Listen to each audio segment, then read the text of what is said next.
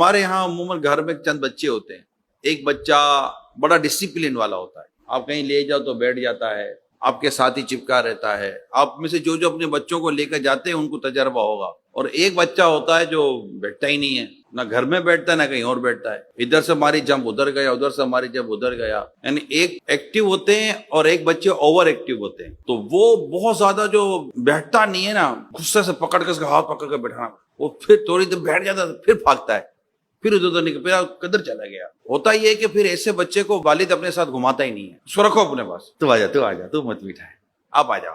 اس کو لے جائے گا، اس کو نہیں لے جاؤں گا میں، یار یہ بیٹھتا نہیں ہے. اچھا اس کو ہم اگنور کریں گے کیونکہ اس کی ہیبٹ ایسی ہے، بیٹھتا ہی کہیں نہیں ہے. لیکن اگنور کے بعد ہوتا یہ ہے کہ اس کی وہ جو شرارت ہے نا اس میں اضافہ ہوتا ہے.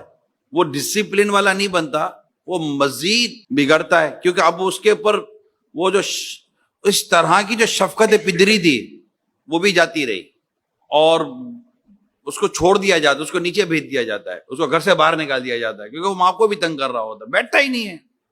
تو اس کی ان حرکتوں اور عادتوں میں اضافہ ہو رہا ہوتا ہے اس کو اگنور کرنے کی وجہ سے.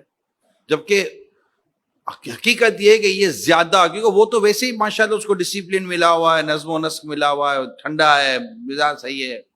لیکن اس کو آپ شفقت زیادہ دے رہے ہیں اور اس کو کم دے رہے ہیں، تو ایک تو اس کی شرارتوں میں اضافہ ہوگا، اس کو ضد چڑھے گی، اور وہ اپنے اس بھائی کے لیے جو اس کے دل میں بغض پیدا ہوگا وہ الگ، احساس کمتری کا شکار ہو جائے گا وہ الگ. تو یہ ساری چیزیں جو ہے نا ہمارے یہاں جو خصوصی اسلام میں ہوتے ہیں نا، معذور جو ہوتے ہیں، بول نہیں سکتے، دیکھ نہیں سکتے، سن نہیں سکتے، یہ ان کے والدین یہ کمپلین کرتے ہیں کہ یہ ضدی بہت ہے، یہ یوں بہت ہے. تو یہ اصل میں اس کی ایک وجہ یہ ہے کہ چونکہ یہ بول نہیں سکتے، سن نہیں سکتے تھے، تو ماں باپ انہیں بچپن میں اگنور کرتے ہیں، تو وہ سمجھ ہی نہیں رہا ہوتا، نہ ان کو ان کی سمجھ میں آ رہی ہے نہ ان کی سمجھ میں آ رہی ہے. اور وہ اپنی آنکھوں کے سامنے دیکھ رہا ہے کہ دوسروں کے ساتھ بات چیت ہو رہی ہے، ہنسی مذاق ہو رہی ہے، میں بیٹھا ہوا ہوں ویسے ہی. تو یہ جو ہے نا، یہ اس کے اندر فیلنگز پیدا کر رہی ہوتی ہے جو آگے جا کر بڑی نقصان دہ ثابت ہوتی ہے. تو اب شفقت دینی ہے، آپ نے شفقت دینی ہے، اور اس کو یوں سمجھا جیسے وہ بیٹا. اس لیے میں نے بیٹے کی مثال دی کہ بیٹے کے ساتھ بھی ہم وہ کرتے ہیں جو نہیں کرنا چاہیے. تو یہ تربیت کا بہت بڑا فقدان ہے. اگر آپ تربیت کرنا چاہتے ہو تو بول کر خالی نہیں ہوگی، آپ کے عمل سے تربیت ہوگی. اللہ تعالی ہمیں سمجھنے کی توفیق عطا فرمائے.